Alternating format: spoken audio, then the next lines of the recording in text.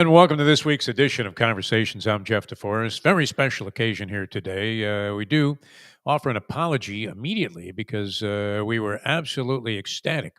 We thought we were going to be able to conduct this as a video stream. Unfortunately, ran into some complications at the moment of truth. But we do have the pleasure of bringing you an absolute basketball treasure. I look forward to these conversations as much as any that I've ever had. Always love talking college basketball, and life in general with the former head coach of the University of Miami and many other places, and author of one of the true Cinderella stories in NCAA tournament history. A pleasure to be joined, an honor. We're humbled to be joined by the great Jim Larranaga. Jim, how are you? Thanks so much for doing this.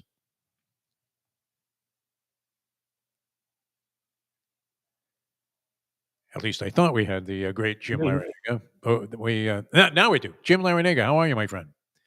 Yeah, I'm great. I have some tech difficulties. I used to have people working for me that did all this, but I'm happy to be on talking with you.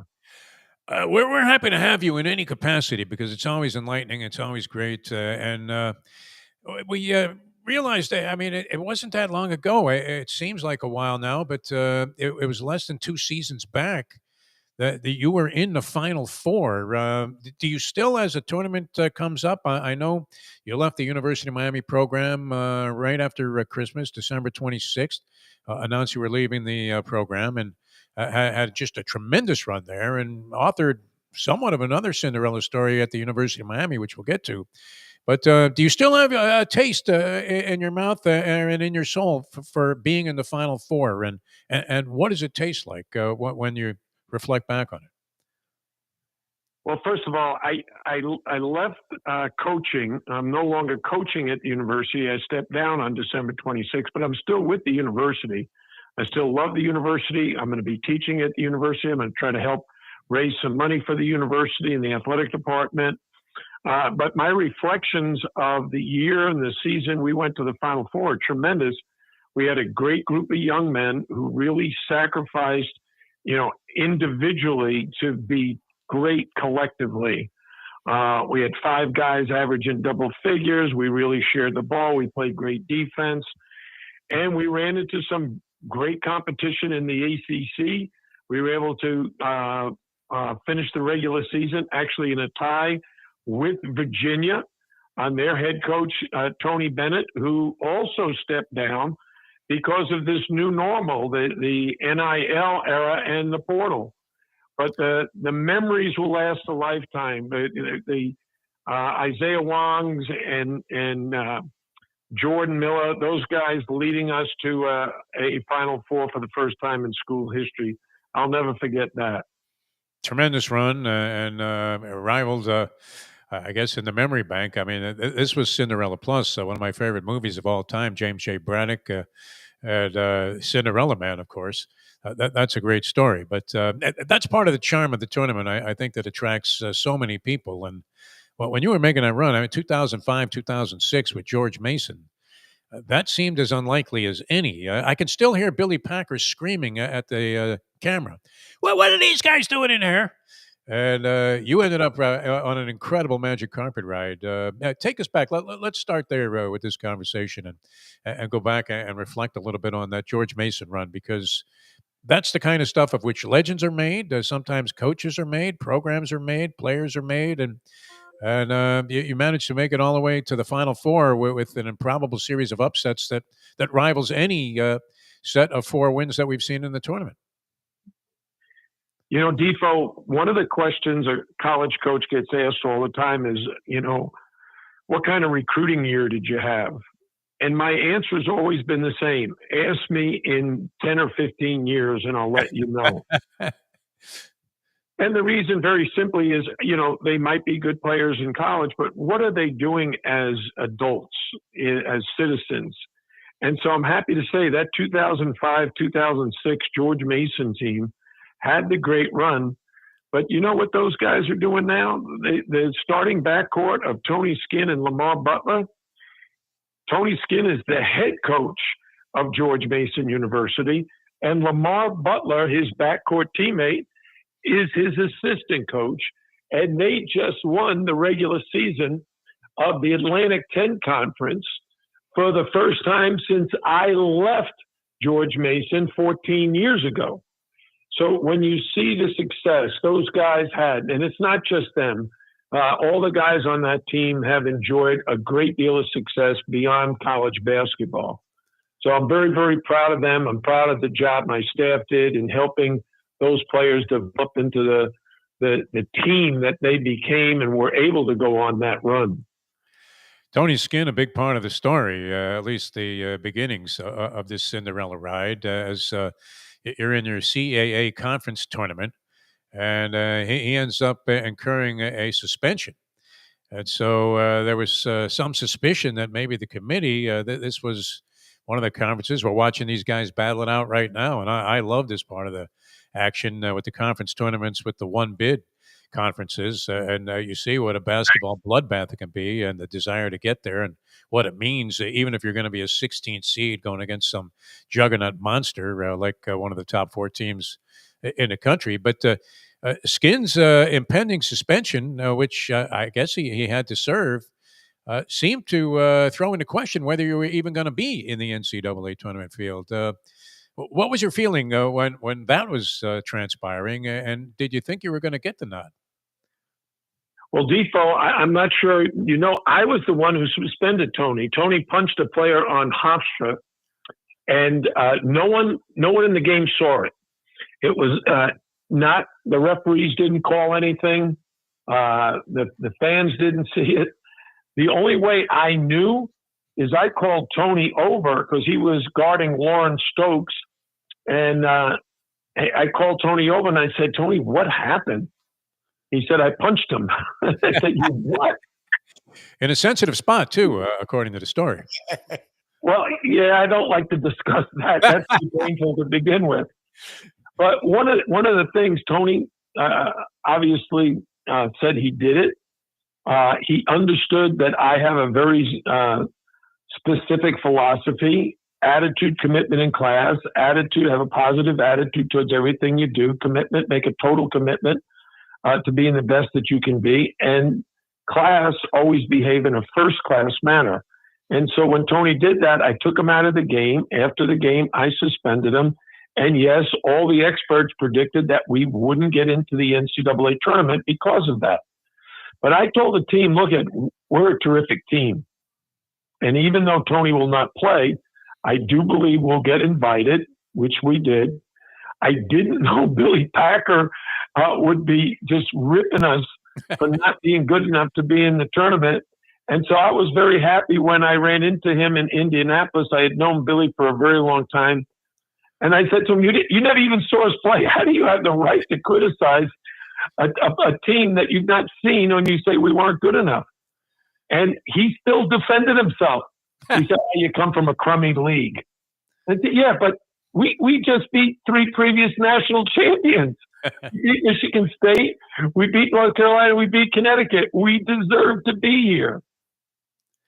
Michigan State, of course, was the opener for you. And that, it turned out, what was the first win in NCAA tournament play for George Mason ever. So it's certainly a good start. What did that feel like? And you continued to come up with just motivational gems, according to the lore about the story now, all throughout the tournament, because supposedly you were telling your team before the North Carolina game that their fans think that they're Supermen. Our fans think that we're kryptonite, or know that we're kryptonite. So, I mean, great stuff. I mean, the motivational, using the underdog theme, Coach Larranaga, you mastered this. Were you a psychology guy in school? Well, actually, Defo, one of the things I'm hoping will be very popular is I'm writing a book, and the underdog theme is probably going to be somewhere in the title. Because at Bowling Green, we were an underdog when we won the conference championship. At George Mason, when we made it to the Final Four. And then at Miami, mostly known as a football school, for us to make our run and get to the Final Four again. So we embraced the underdog role. We encouraged our players at George Mason actually not to listen to the experts. I invited Dr. Bob Rotella, a sports psychologist, in to visit with the team in October of that season, and the players all said they thought they could make it. They were good enough to get to the Final Four, and Dr. Rotella said to them, "Well, then you're no longer basketball fans." And I said, "What do you mean by that?" He said, "You've got to start watching games as the teams you see on TV, the Carolinas, the Dukes, the Kentuckys, that they might be your first round opponent in the NCAA tournament. And you're going to face teams like that if you're going to make the Final Four." So the whole vision that we had that year was that we could be as good as anybody in the country. And we played great basketball until we ran into Billy Donovan and the Florida Gators, unfortunately. Ended up being the eventual champion. You knock off North Carolina. That's a real David versus Goliath type of matchup. Go on, beat Wichita State, and then beat UConn to make your way into that Final Four before running into a little bit of a wall there with the championship Florida Gators, who were in the midst of a remarkable run. Wasn't that when they went back-to-back, the Florida Gators? Yes, in 06 and then 07 again. The Connecticut game was interesting, Defoe, and prior to the game, one of our players, Will Thomas, who had played at Mount St. Joe's in Baltimore, had played against Rudy Gay in high school and beat him like 7 times throughout their high school career. So Will Thomas told the team at practice the day before the game that, "Hey, I didn't lose to him in high school. I'm not losing to him in college." and then I told the team, "Look, everybody knows UConn's in the Big East. Nobody knows like we're in the CAA." and I told the players, "Look, for this one day only, CAA is not the Colonial Athletic Association. It's the Connecticut Assassins Association, and we're going to shoot these guys down." And the players just laughed. I just try to keep them loose and confident and feeling positive about themselves. And they did that throughout the tournament. Obviously, you never took the approach then as you looked around the room there and you're thinking, okay, I've got these guys, but we're playing North Carolina, for God's sake. I mean, a monstrous, seemingly ominous task that you would think most people would just recoil. And were you not down 16-2 at the outset of that game? Yeah, I think it was 16-4. Okay, I'll give you another bucket. The timeout was really critical. I didn't call the timeout; it was a TV timeout because I felt like we were going to be back in the game, and I needed to save the timeouts. So it was 16-4. There was a TV timeout, and when the players came over, I sat them down and I looked them straight in the eye and said, "We got these guys right where we want them." Fueled them with overconfidence. They looked at me and they said, "Coach, what are you talking about?" I said, "Look down at their bench." And everybody looked down there. Do you know what those guys were doing, what the Carolina players were doing? They were celebrating. Yeah. They were celebrating, thinking this game is over. We're crushing these guys. And then in the second half, when we made our comeback, Coach Roy Williams, a great head coach, Hall of Famer, he called a timeout. We led 28-27 at the timeout, and my players came over to me. I said, "Okay, now look down at their bench." And they were all upset. I said, "See, the pressure that was on us to begin with to stick with Carolina and be competitive now has swung. We've shown them that we're every bit as good as they are. And this game is going to go down to the wire." And then Tony Skinn, the guy who got suspended against Michigan State, he came back and won the game at the end of the Carolina game. We were up 2. They had to foul. They fouled Tony Skinn. He made 2 free throws. Then we stopped them. They fouled him again. He made 2 more free throws, and we ended up beating them 65-61. Perhaps a reward for your remarkable integrity in suspending Tony Skinn to begin with, realizing that that was your skin in the game, possibly to even get to the tournament. So remarkable story, and it's part of the charm of the tournament. So many different layers that go into it. That's why it's so refreshing to recall some of these things with you, Coach Larranaga, as we get set to enter into this upcoming tournament, which figures to be wide open to a large degree. I know we always have some heavyweights, but it seems like there are a lot of contenders. You mentioned this, and I'm curious how much it factors into the equation and trying to figure out who's going to emerge with the title. But I remember this distinctly. Many conversations in my lifetime of doing this have stuck with me, and Luby and I both remember this. And we mention it from time to time. A couple of years ago, when you were talking about how NIL, when it first kind of popped on the scene, and nobody really knew what its impact might be or what kind of chaos might be created, especially at the outset.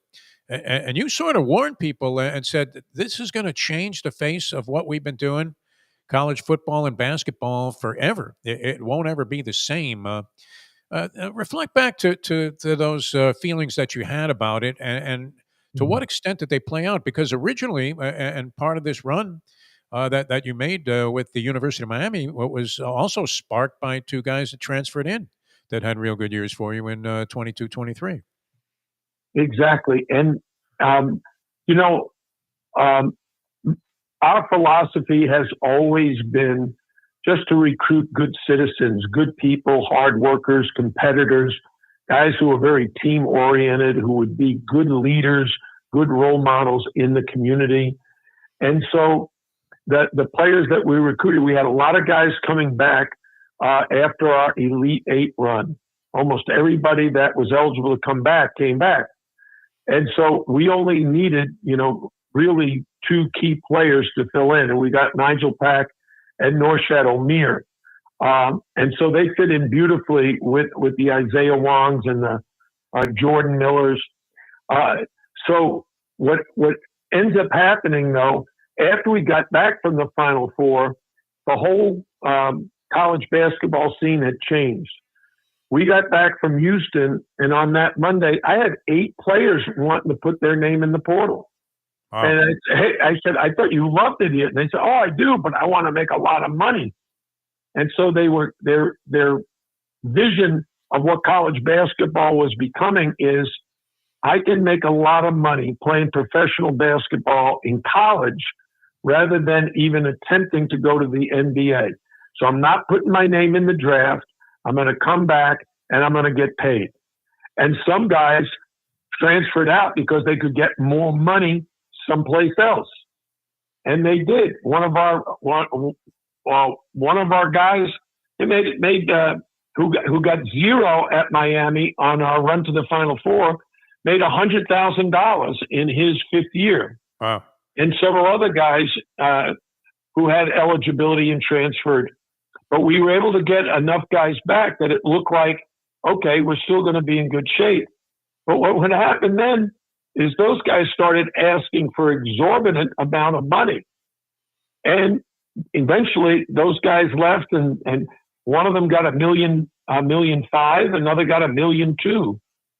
So it's hard to project now what teams are going to be good next year, because as Danny Hurley, the head coach of the University of Connecticut, who's won 2 straight national championships, he was interviewed recently, and he said, half my team will leave.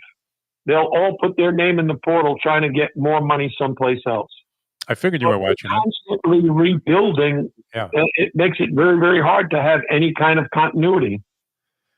I figured you were watching that piece on 60 Minutes. It was fascinating. Now, there are people that feel that, they judge a coach. I was just watching a little interview with our friend Rick Pitino, and he was talking about how he measured a coach and their ability by the way they ran their practices. Is that a theory you subscribe to? Because watching the brief clips they had on 60 Minutes of Danny Hurley's practices, I don't know. Did they look anything like yours? Well, from a physical standpoint, they might be very similar, where guys are going hard in practice and competing and in drills for skill development. I think those things are fairly consistent across the country. What is a little bit different is teaching, how you teach, how you get across your messages. And if you've seen the clips of Danny Hurley and Rick Pitino, they're much different than mine. I don't know if you guys are familiar with the great author Daniel Pink. Are you familiar with the book he wrote, Drive? No, I don't know that one. Okay, so if your listeners, want to Google Daniel Pink and the book he wrote called Drive, it's about motivation, how you motivate people. And there's a great discrepancy between how you motivate athletes. Some coaches, like Coach Hurley, like Coach Pitino, theirs is what I would call volatile. Mine is more, I'll say, intellectual. My staff and I develop our relationships with the players to treat them like the court is a classroom, and we're teaching you math and English and science. Not going to be screaming and yelling and cursing you out, but I am going to be discussing with you how you can take advantage of your athletic skills and athletic talent. And by doing that, players, I try to help them develop a lot of confidence and self-esteem, where they believe every time they take the court, not only are they going to win, but they're going to play great because they think they're the best. Some coaches do it by, cursing and swearing at the players and getting on them. But I've had conversations, and I'll use Shane Larkin as a perfect example. Shane Larkin came into my office at the start of sophomore year, and we were discussing the league and how good our Miami team could be. And he was very humble about himself, and he very humble about the team. And I said to him, "No, you're all wrong, Shane." He said, "What do you mean?" I said, "No, we're going to win the league. You're the best player in the league. You're going to show that. You're going to take this team under your wing, and you're going to help elevate us by your leadership." And he was shocked that I thought he was the best player in the league and we had the best team. Wow. Duke and Carolina were picked ahead of us. We were not even picked in the top 25 to start the year. So, my approach is different than theirs. I'm not saying mine is right and theirs is wrong. I'm just saying there's different ways to do it. My way is more like what I would describe as the UCLA John Wooden way. He never used vulgarity. He never was negative towards his players. My role model was my high school coach, Jack Curran. He never used the vulgarity, but he's the best teacher I ever had. He taught me more things about basketball and life than anybody else in my life. Are there those types of venerable? I mean, Jack Curran, legendary, of course, as a high school coach. Hurley's father, of course, a legendary, iconic New Jersey high school basketball coach. Are those guys a diminishing breed to the point where are they extinct at this point, or are they still around? Oh, no. They're, one of the things I found in watching AAU teams practice, most AAU coaches, they were, a lot of them were former high school and college players who were treated that way when they were coming through the system. So they just do what their coaches did. I watched one AAU practice not long ago before I stepped down, and the coach was screaming and cursing at all these eighth graders. So it hasn't stopped. No, it's out there. The thing about it, though, and the things that I've read is about the psychology. One of the things, basketball is a game. One of the things I always wanted my players to have fun. When we made the Final Four at George Mason, we had 150 members of the media, TV, the print media, everybody was at our practice. And when practice ended, we played baseball on the court. Where one basket was home plate, and the guys, that's where they would hit from. To the right at midcourt was first base. The foul line was second base. The other side of midcourt was third base. And we had the players pitch a very soft ball, and they hit it with their hand. They ran the bases, and the New York Post took color photos of the players in action and had it on the back of the New York Post on a daily publication, and the story about how my team is loose and confident and playing to the best of their ability. So a lot of different ways to do things. Yeah, I never was a big fan of the overwhelmingly suppressive coach, and you know it was true even in our business, as Louie and I both experienced many times. The program director that wanted to reduce you to mouse meat after every show and make you think that you were a verbal disaster, and I never found that to be a successful motivational style. All right, let's talk about a few things. We talked a little bit, sort of the anatomy of a Cinderella run, but as you're eyeballing a team, if you were putting together, Jim Larranaga is putting together, I don't know if we say a perfect team, and you named off the top five guys at their positions respectively all time, that'd be one thing. But what do you have to have going into the tournament? What is one? They talk about guard play. What is the one big essential you have to have that you feel like as you're sitting there with your assistant coaches mulling over your chances? Obviously, you're very optimistic, as we could tell from your philosophical approach. But what do you need specifically to actually have a shot to win this thing? What does a team need?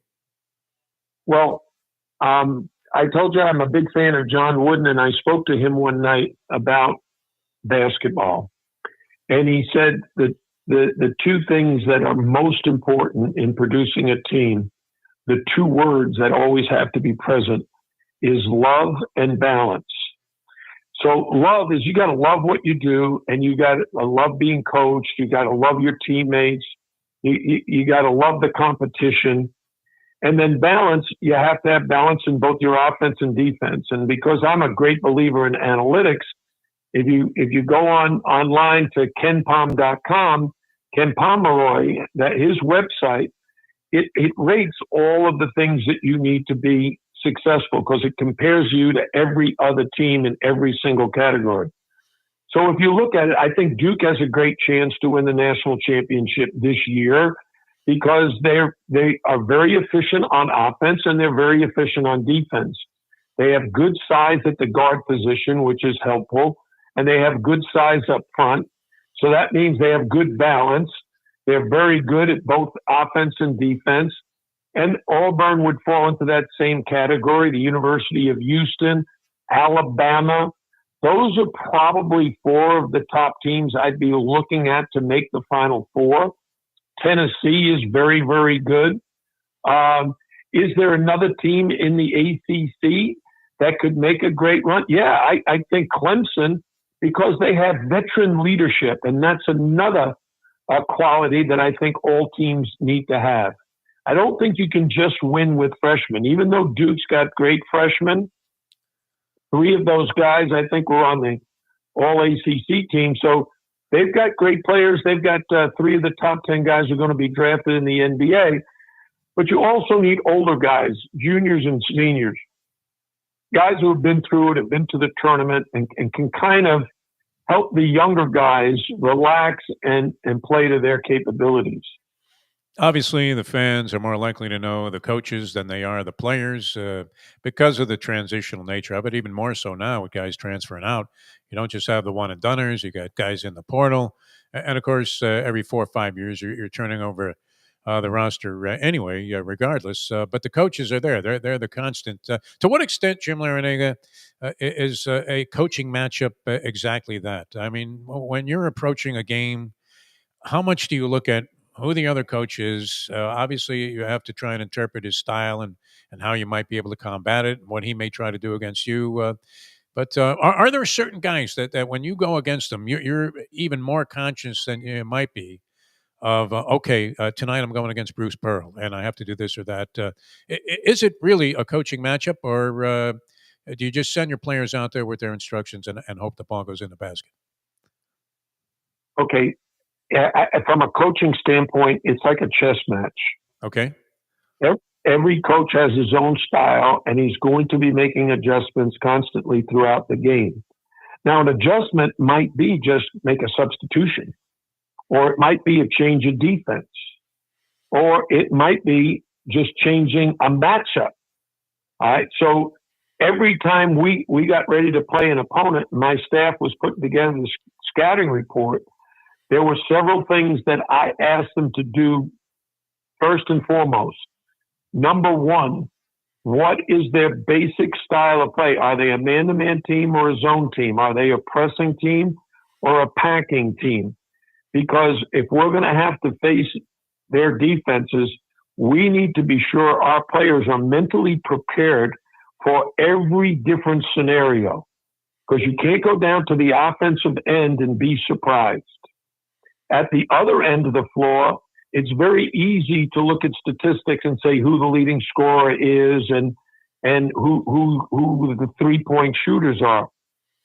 But you've got to find your matchups. Who's going to guard this guy the best? Because, Jordan Miller, when we played Indiana in the NCAA tournament, Mike Woodson, an NBA player, a head coach of Indiana, I know he's stepping down this year, but he got him to the NCAA tournament, matched up with us in the round of 32, and Norshad Omir had a guard, their big guy. And that guy is 6'10". He plays for the Golden State Warriors now. I'm trying to think of his name. Chase Jackson Davis, I think. Okay. He could handle Norshad because he was bigger and even stronger. So Norshad picked up 2 early fouls. Well, we don't have a lot of size, so we're saying to ourselves at a timeout, what in the heck can we do? And we moved Jordan Miller over to him, Trace Jackson Davis. And Jordan Miller does a nice, solid job to end the half. So at halftime, the chess match is, okay, what do we do now? Do we start Norshad on him in the second half and maybe he gets in foul trouble? Or do we start Jordan on him because he did a decent job? We walk into the locker room now. We've met it as a staff. We walk back into the locker room, and just as I'm about to talk, Norshad Omir and Jordan Miller say, Coach, hey, we talked amongst ourselves, and Jordan is going to start on Trace Jackson Davis in the second half. That settled it. That's the kind of leadership, because that's what the coaches were thinking. That's what the players were thinking. That's the synergy of how things stay connected. We went out and beat Indiana, I think, by 18 points in the second half, and Jordan Miller shut down a guy that was 5 inches taller than him. So it is a chess match. Coaches have to figure out what they're going to do to start the game, halftime, end of the game, and when we played Texas in the Elite Eight, we were down 13. We were constantly having to make decisions, and the decisions we made, the players made them work. I always tell the players, I'll make the decision, but you guys got to make it work. I can choose the wrong thing, but you guys can still make it work. Look at just how hard you play. And we beat them by 7. Yeah, you mentioned some of the greats, of course, during the course of this conversation, and we're talking with the great Jim Larranaga here. Man, a pleasure. We'll get some more input into the tournament and what it takes to win it. But the pressure on coaches, I mean, it's kind of ominous. I'm looking at Duke, you mentioned, and now they're the number 1 team in the country. Their favorite. They have Cooper Flagg, who everybody says is going to be the number 1 pick in the NBA draft, best player on the college scene, and John Shire takes over, and I keep thinking back. One of my first interviews I ever did was with Gene Bartow, as he had taken over the UCLA Bruins for the Wizard, and I think he went 25-4 or something like that his first year in Westwood, and they were ready to run this guy out of town. I mean, literally, you would have thought he was the worst coach in history. That he had deliberately tanked the season. How much pressure does that add? Or, I mean, I'm not sure. Obviously, John Shire, having competed against him in the ACC. He comes in to fill in the shoes for Mike Krzyzewski.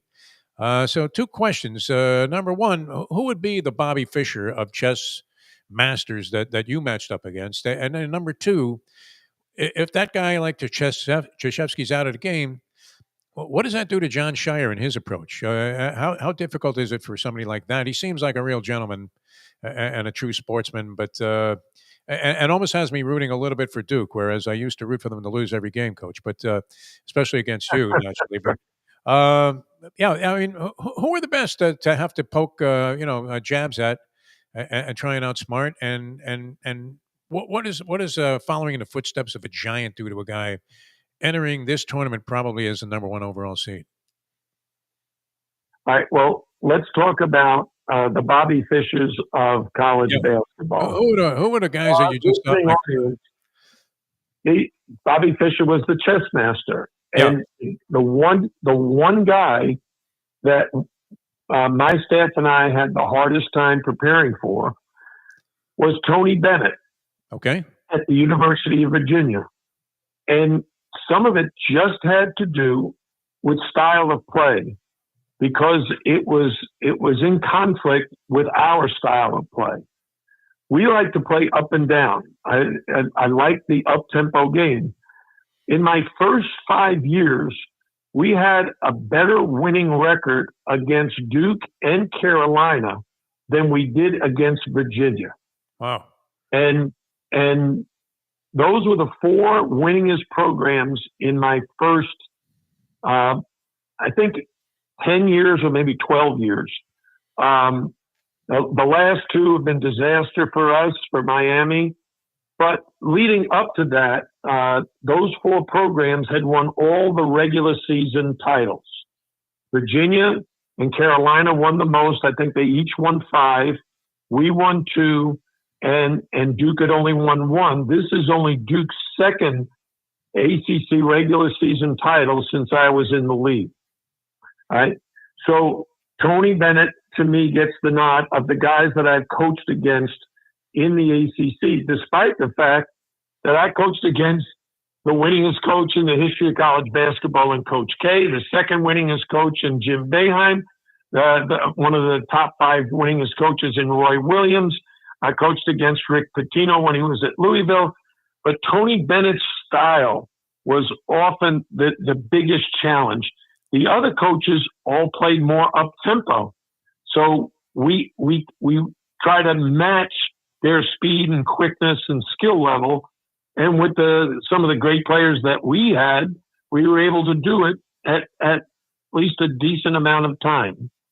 Now, in John Shire's case, one of the, I guess, major strengths for him and why I think he's going to be hugely successful at however long he coaches at Duke is he played for Mike Krzyzewski, learned from Mike Krzyzewski as a player and then as an assistant coach.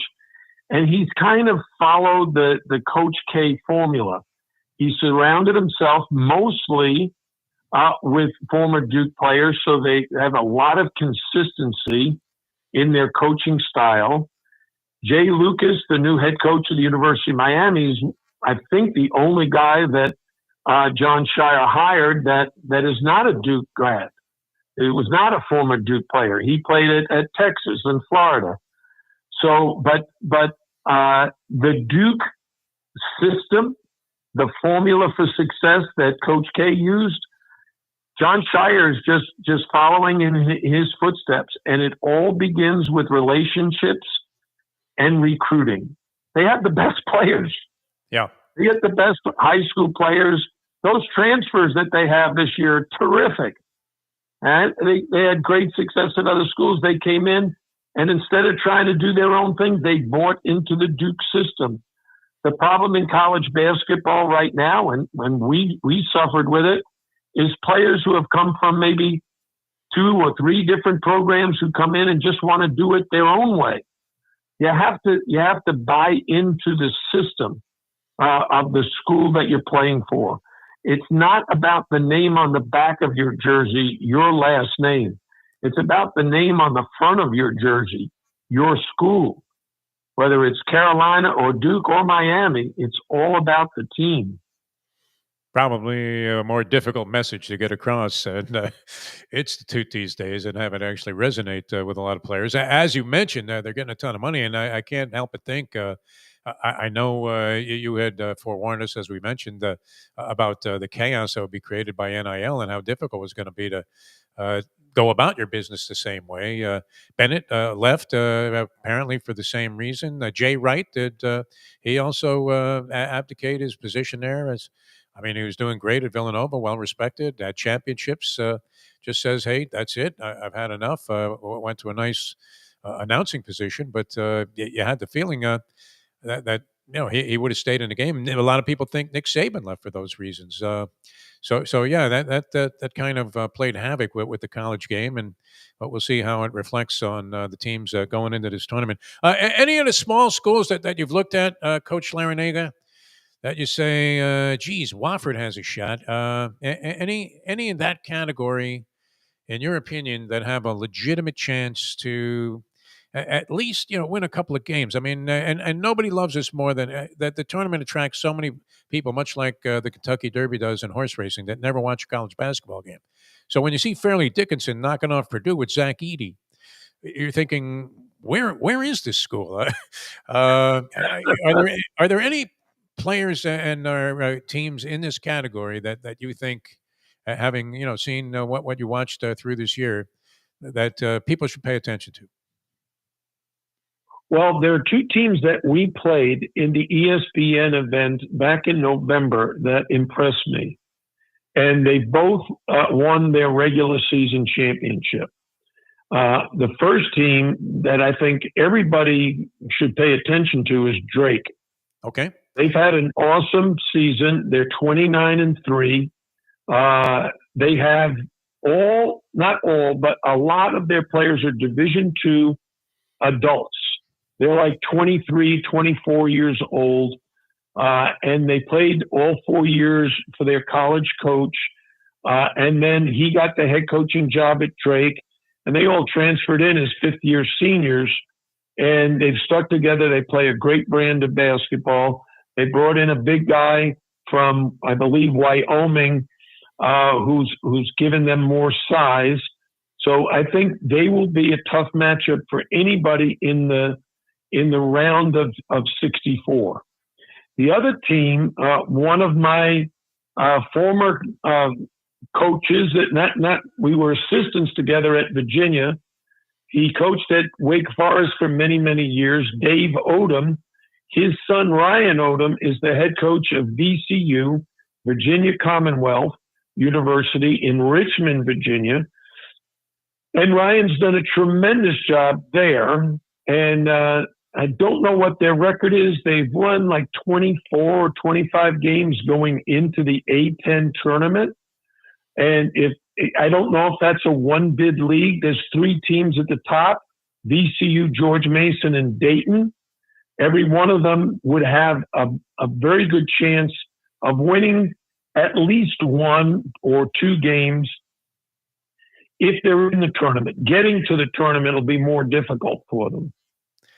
One of the distinctions that popped up as people were surveying possibilities for the tournament involved our friend Rick Pitino. And we know Rick, of course, from his endeavors in horse racing, and got to know him pretty well. And he's a great guy off the court, and obviously has had tremendous success. To what level of significance do you attach the idea that he won regular season conference titles in 5 different conferences, while also having spent some time in the pros with 2 different franchises? But how significant, how difficult of an accomplishment does that loom to you? Well, he's a master motivator and a master tactician. He was a terrific coach at Boston University. He impressed so many people up in New England that the athletic director at Providence College gave him his first high major job at Providence. And then he just kept winning, goes to the pros, goes to Kentucky, ends up at Louisville, then at Iona, then St. John's. Everywhere he's been, he's won. Now, one of the differences of where St. John's was and where they are now, and this was the university's commitment to him. they're spending a lot of money to get the best players. Yeah. And when he was at Kentucky and Louisville, they're two of the great college basketball programs of all time. Denny Crum was winning national championships when he was at Louisville. Joe B. Hall won championships at Kentucky. John Calipari won at Kentucky. So when you're at traditionally strong blue blood programs and they give you the financial support, you have a great chance. But there's no taking away from what Rick Pitino's been able to do at 5 different stops. There's nobody else in the country that's ever done that. A couple of more things, if you don't mind. You're always very generous with your time. I know I could always talk to you all day. As I say, it's like a basketball treasure chest that we're opening up here for our viewers and listeners on Bleacher Brothers. But the whole concept of the tournament and where it's evolved to, so many different threads, so many different storylines. I love both following the player that kind of comes out of nowhere and lights it up. I don't know. Jimmer Fredette wasn't really an unknown commodity, but when we started chucking all those threes, all of a sudden everybody's listening to the Osmond brother records from the past, and we even saw Steph Curry kind of emerge with Davidson when he was playing. We've seen some great runs by other players. Everybody remembers going way back. Cassie Russell had a big run in the tournament. Glenn Rice, of course, who played for the Heat, and then we've seen coaches just emerge. Pitino was one of them, and you yourself. Made a name for yourself with a run in the tournament. Well, what's your favorite aspect of that in terms of the sort of not necessarily Cinderella stories, but stories that emerge that all of a sudden the whole country is caught up in like Linsanity over a certain player or a coach? Well, I'm a huge fan of college basketball. One of my greatest memories of a player leading his team, not just to the Final Four, but actually to national championship, was in 1979 when Larry Bird took Indiana State to the finals, and then had to play against Magic Johnson, which was a team that everybody projected had a chance to win the national championship. And Magic's team was loaded. Greg Kelser was a great player at Michigan State. Judd Heathcote, they won the national championship. But watching Larry Bird do what he did, I think that inspired me. That, hey, I'm not the head coach of a high major program.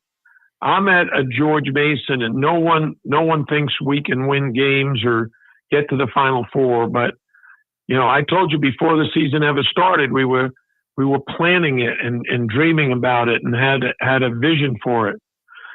But then a terrific college coach at Butler named Barry Collier ended up stepping down and hiring Brad Stevens.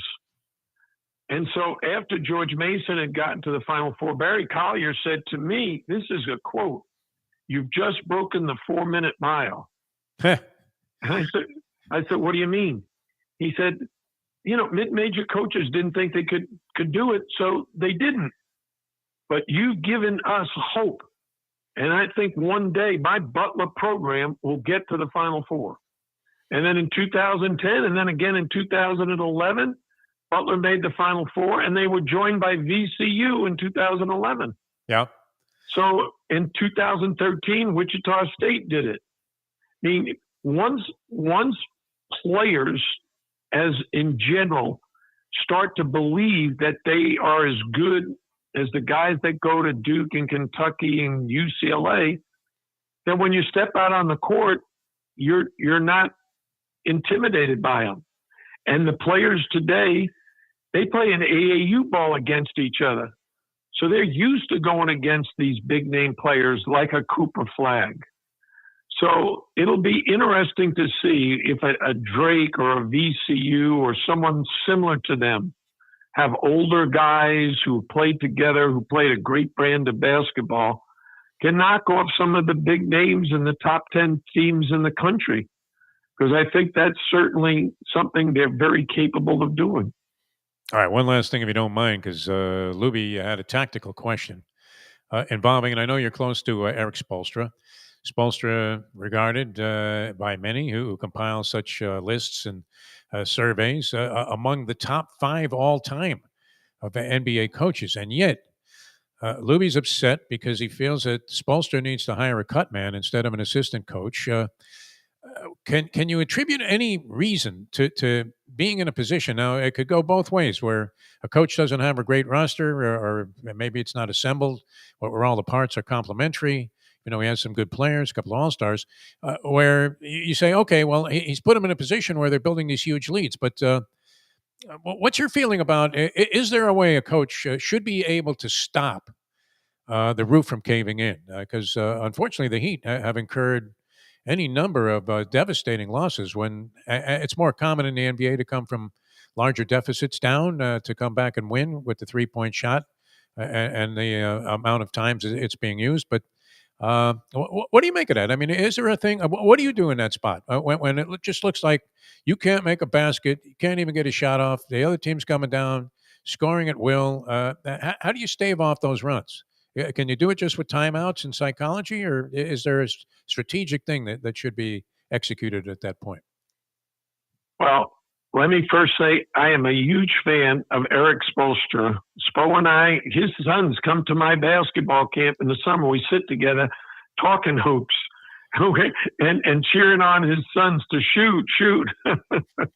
I'm also a huge fan of Pat Riley and the way he has built the Miami Heat organization, because they're so much fun to watch.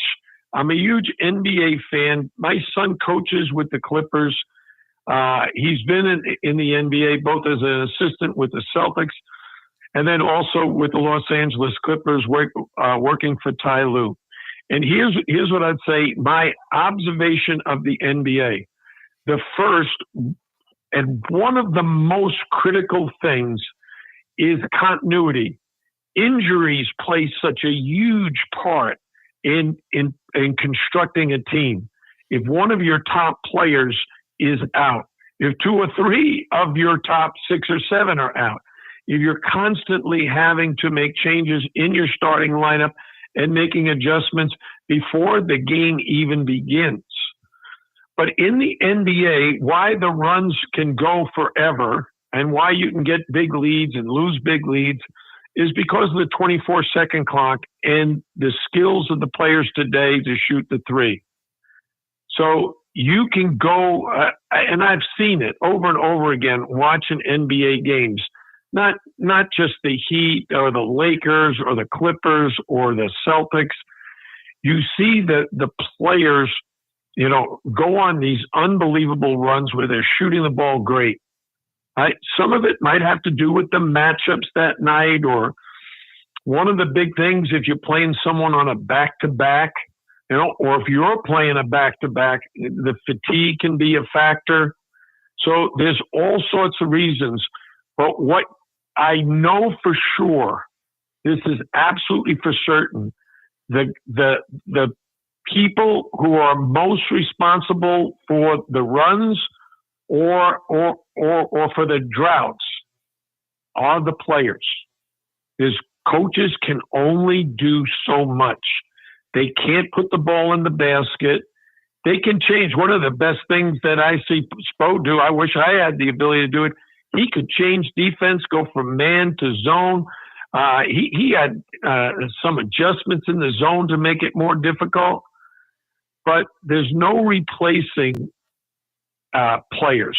So when you look at Anthony Davis going from the Lakers to the Dallas Mavericks and scoring like 24 points in the first half, and then getting injured, he gets injured, and he's not playing anymore. And you have Wemby with the Spurs. With him, they're competitive. Without him, they're just not nearly as good. And so, I watched the Jimmy Butler saga and how challenging that can be for everyone, the players, the coaches, the administration, because it's a lack of consistency. The greatest ability a player can bring to his team is consistent performance, consistent showing up and playing.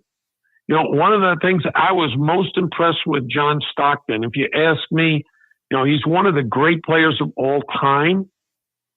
He went like 16 straight seasons where he played all 82 games. That's consistency. Yeah. You have so many players. You have guys, Zion Williamson, who has played in fewer games than he's actually missed. He's missed more games than he's played in. So how, as a coach, do you build your team and your organization around a guy who may not be there? Availability, the greatest ability, for sure. Exactly. Coach, we can't thank you enough for all of this, and we hope to do it again soon. Enjoy the tournament, as your observations are always welcome on anything that we're involved with. And as a guy who struggled against Eddie Malloy, where you owned the kid, I can't say how much of a pleasure it was to have you on the show. Thanks so much for being with us. Well, thanks, guys. I don't know if you know, but I got my own radio show, WQAM, Thursday at 2:30. What time? 6:30? Am I allowed to say that? Yeah, Thursday we're okay with 2:30. All right. Thursday at 2:30, WQAM 560, the Jim Larranaga radio show. It's a must listen. We've marked it down. That's an indelible ink. 2:30 Thursdays, WQAM. Catch Coach Larranaga, as you can tell, one of the most fascinating people to talk basketball with that you'll ever find. Thanks so much, Coach. Really a pleasure. Thanks so much for doing this. Okay, thank you. All right, Jim Larranaga, ladies and gentlemen. All right, that was fun. I wish we could have seen him there, Luby. Thanks so much for putting that together. We did the best we could in a mad scramble there, but Larranaga, fascinating, even if his face is only in the background behind our two ugly mugs. Yeah. So that was great. We got to run. Thanks so much, people, for being with us. Thanks to Coach Jim Larranaga taking time to have a conversation with us. We'll do it again next week, and you can catch Luby and I in the morning, 8 o'clock, right here on Bleacher Brothers with whatever that is that we do in the morning. That should be the name of the show. Oh, we've been on a roll lately. We've had some good people on there and a lot of different things to explore. And, of course, the sporting world exploding with all kinds of interesting stuff. Thanks, everybody, for tuning in. For Mike Luby Lubitz and Coach Larranaga, I'm Jeff DeForrest. We'll see you next time on the next edition of Conversation.